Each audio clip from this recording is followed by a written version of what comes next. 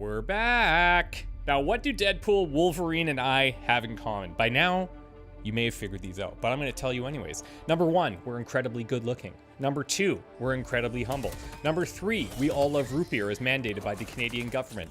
And number 4, we were all part of the Weapon X program. Only one of these is a fib, by the way, so I'll let you guess which one. We are back with another character showcase created in partnership with Marvel and 2K.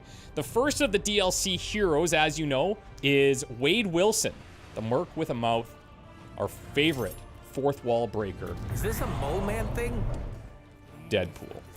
Deadpool's kit is almost entirely built around his Enfuego system, and we're gonna say Enfuego a lot today, so start keeping track.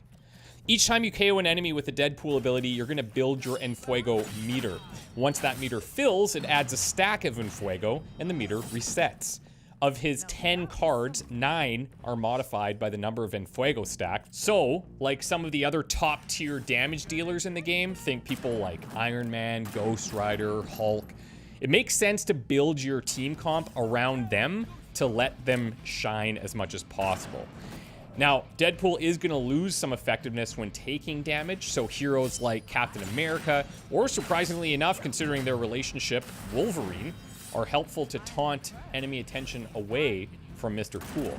Unsurprisingly, of course, Doctor Strange has a couple of abilities in Vapors of Valtour and the Shield of the Seraphim that would complement Deadpool extremely well here. Now let's start with one of Deadpool's common attack cards, titled after a nice little XCOM callback, Death from Above. Wade's going to take to the air while drawing both of his swords and then come plunging down towards his target. And if you have Enfuego stacks, you'll start seeing hugely increased damage per stack. If you upgrade Death from Above, you're going to increase the damage per Enfuego stack. Are you keeping track of the Enfuego mentions? Because we're at least over 5. I know that. This is one of the more straightforward applications of Enfuego. Before we get into some of the more advanced ways Enfuego affects his abilities, let's look at his passive.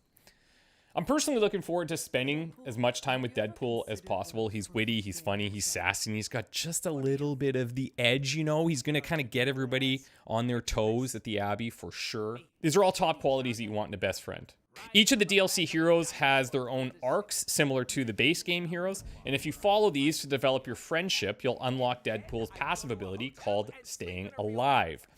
How that works is each turn you'll heal 15% of his max health. Very helpful for those times when you're not able to taunt away or conceal him from enemy strikes with supporting staff. And at level 2 of Staying Alive, you're going to heal an additional 5% of max health per Enfuego stack. Moving on, Deadpool has 2 skill cards in his kit.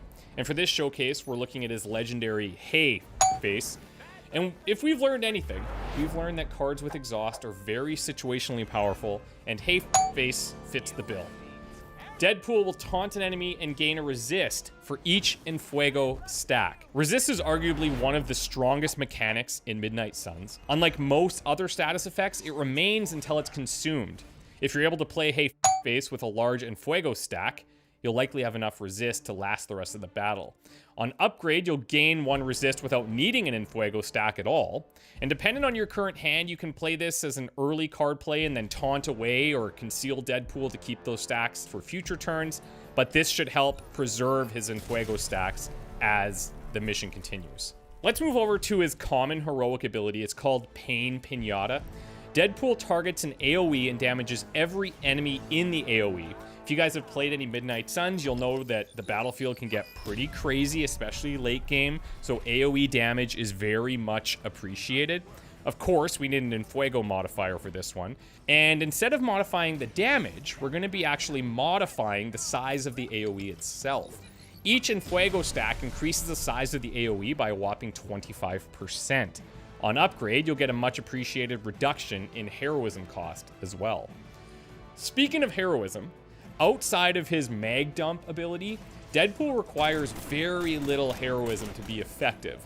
This is something that sets him apart from his comparable damage dealing buddies like Iron Man, Ghost Rider, or Hulk, and this should open up some interesting team comps, so keep that in mind when you're experimenting with your builds. Last but not least, let's look at Wade's legendary heroic ability called Burning Sensation. Weird title, but it is Deadpool after all, so I'm not surprised. Excellent for dealing huge single target damage versus one of those Guardians, Nest Mothers, or Fallen villains. Burning Sensations damage doubles for each Enfuego stack. The upgrade here increases the base damage, which exponentially increases the benefits from the Enfuego stacks too. So that's Wade in a nutshell, the first of 4 announced DLC heroes. Make sure you're subscribed to both the Midnight Suns YouTube channel and my own. My name again is Christopher Odd, and I'll make sure that there's links down below for all things Midnight Suns. Thanks again to Marvel and 2K for working with me on these showcases. I hope you enjoy playing the game with the new heroes as they release, and of course I'm going to be back to do more showcases as they do release. Thank you so much for watching. Deadpool is going to be available on January 26th. Very excited for you guys to get your hands on him. Take care. Bye for now.